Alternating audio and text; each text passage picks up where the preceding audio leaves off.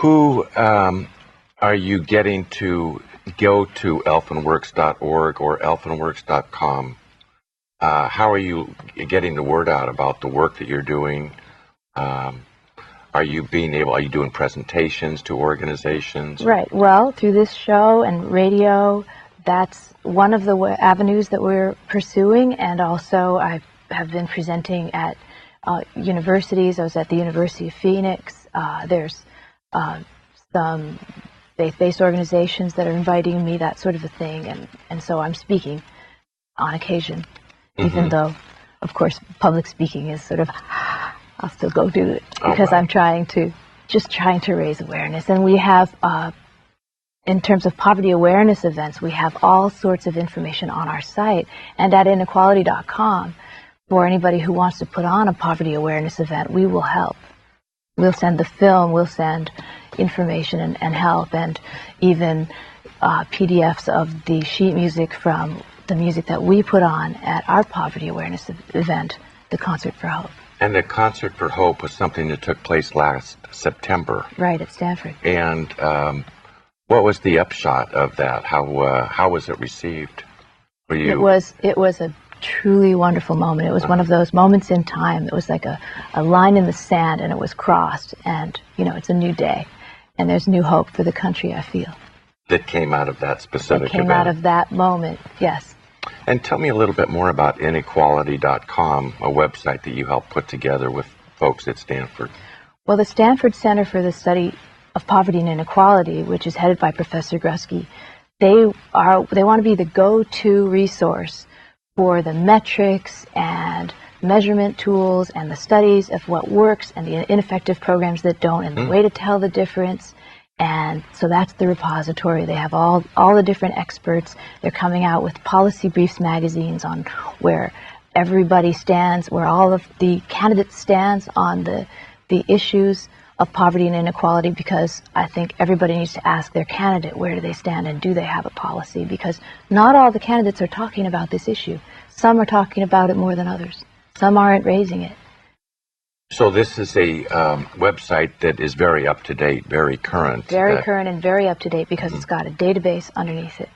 Is it a membership kind of thing? Or free. Anybody can get to it? Anybody can go to inequality.com. And there's also, there's exclusive footage of Martin Luther King that my uncle shot in the 60s that my uncle so generously donated to allow me to put there on the website. So, wow. Yeah, very well, that would be a reason in itself to go to inequality.com. Yeah. I'll have to check it out. Also, the Chaplin estate very kindly allowed us to put Charlie Chaplin footage because, Charlie Chaplin, he was also, people don't want to look at this issue. They sort of want it. There's an intentional not seeing. You don't want to look, right? But Charlie Chaplin, people look at him because he's so sweet.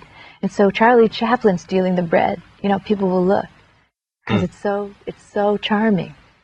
And so we have some of that old Charlie Chaplin footage on inequality.com because the Chaplin estate let us. Great. Lauren, when we stopped for the break, we were talking a little bit about dealing with poverty, and I know that's something that you're very passionate about.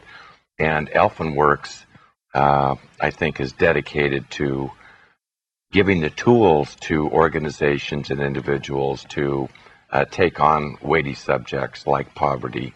How do you see the effort going? What do people need to do to get plugged in to Elfenworks to work on this major mission? Well, people can check our website at elfenworks.org, and they can find out a lot more. Or we have a new book, Tracks of Hope, which has just come out, and it was a result of... Is this the book this here? This is the book right here. Oh. And it was a result of the concert that was put on at Stanford University, and it was carried in the Mercury News. And then the citizens and some of the people blogged on it, and some of the commentary was very positive, and some of it basically showed me that there was a lack of understanding about some of the issues. So the first step is to recognize that there's a problem, and that it's in all of our interest to do something about it. We have more people living in poverty here in America than the entire population of Canada, 37 million almost. Are you suggesting there are people that don't realize that we have poverty in America? There are and some that was people, some of the feedback that you got? There was feedback that was negative about whether there could be some smart new effort on poverty and whether that was somehow not an American thing. And I'm talking about a strong democracy. I'm talking about something that could be good for business, just the way business has embraced green.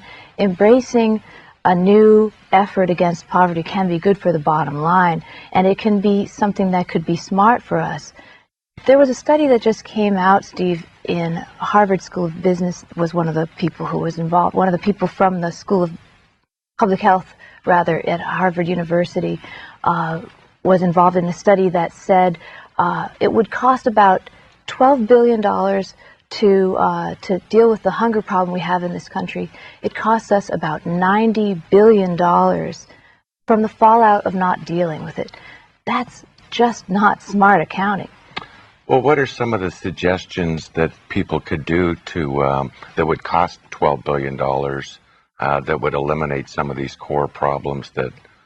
Well, that's why we're so excited about inequality.com and finding the ways to tell the difference between the smart new programs that really work and the programs that we don't want, that disincentivize or that aren't effective.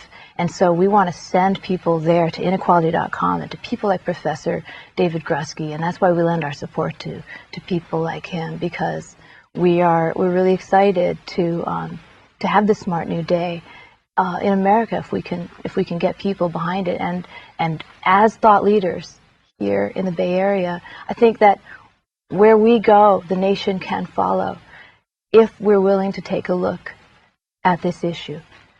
There was a study Professor Grusky and his students did that found that after Katrina, fewer people thought there was a problem in this country with poverty than before Katrina. That's amazing. People shut their eyes. They shut their eyes. And so our film, Faces of Poverty, it sort of had trouble finding its audience, because even though we were pretty successful getting it into the hands of our representatives, we had like 90 people in Congress and Senate and Congress to take it and look at it, to request it, actually. We had trouble getting it in the film festivals. We had trouble getting the audience to watch the film. And so we realized that it's not a pretty thing. People don't want to look at poverty. But you put the film together as a counterpoint to showing poverty in a statistical sense. Yes. It's tough, isn't it? Because it's hard to understand statistics, but poverty faces are hard to look at here. See the faces? There's a little girl named America who's homeless in this movie. I mean, it's touching and it's tragic, but yet there's not a lot of hope. And so even though the messages do something, and I feel like it's a very powerful movie, and I love the movie, it had trouble finding its audience. And so with Tracks of Hope, we're trying something new and different, and that is, there's pretty pictures of urban decay.